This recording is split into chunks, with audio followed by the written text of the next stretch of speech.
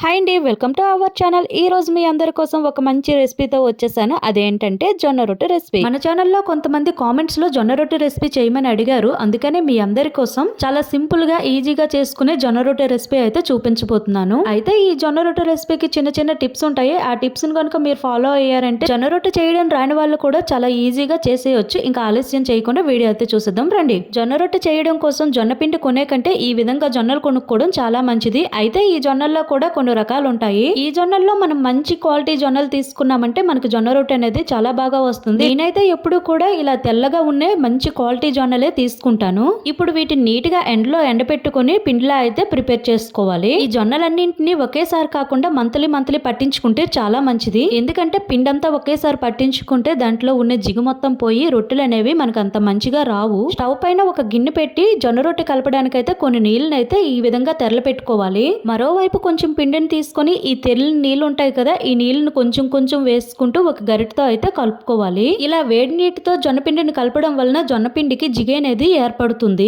ఇలానే పిండిని అంతటిని కలుపుకున్న తర్వాత కొంచెం చల్లగా అయ్యాక చల్లటి నీళ్ళతో కొంచెం పిండిని అయితే ఈ విధంగా కలుపుకోవాలి. ఈ పిండిని అనేది ఎంత బాగా కలుపుకుంటే మనకి జొన్న రొట్టె అనేది అంత మంచిగా వస్తుంది. పిండిని అంతటిని కలిపిన తర్వాత ఒక ఉండలా తీసుకొని మళ్ళీ ఈ విధంగా ఆ పిండిని కలుపుకోవాలి. ఇప్పుడు కొంచెం జొన్న పిండిని తీసుకొని కొంచెం చేతికి కూడా జొన్న పిండిని అప్లై చేసుకుని ఇక్కడ చూపించిన విధంగా జొన్న రొట్టె చేసుకున్నారంటే మీకు పర్ఫెక్ట్ జొన్న రొట్టె అనేది వచ్చేస్తుంది. మీకు ఒకవేళ చేత్తో చేయడం రాకపోతే చపాతీ కర్ర ఉంటుంది కదా, చపాతీ కర్రతో అయినా చేసినా చాలా ఈజీగా వచ్చేస్తుంది. కాకపోతే చేత్తో ఒక్కసారి చేశారంటే మీకైతే చపాతీ కర్ర అవసరమే ఉండదు.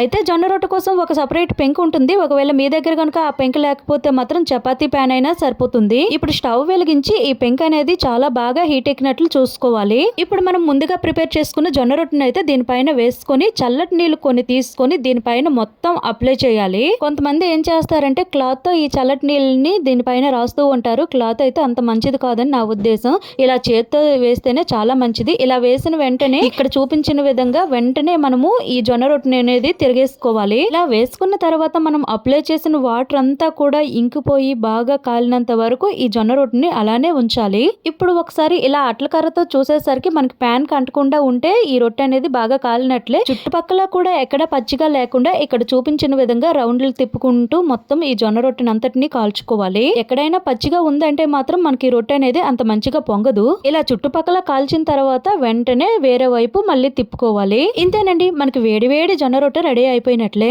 కొంతమంది ఈ జొన్న రొట్టె చేయడానికి చాలా కష్టంగా ఫీల్ అవుతుంటారు. వాళ్ళ కోసం ఈ వీడియో అయితే చాలా బాగా యూజ్ అవుతుంది.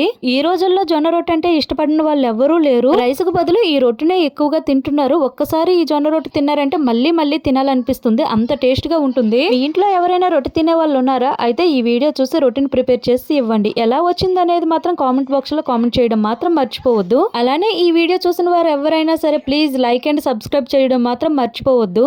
నెక్స్ట్ మరికొన్ని వీడియోలతో మళ్ళీ కలుద్దాం. Thank you for watching.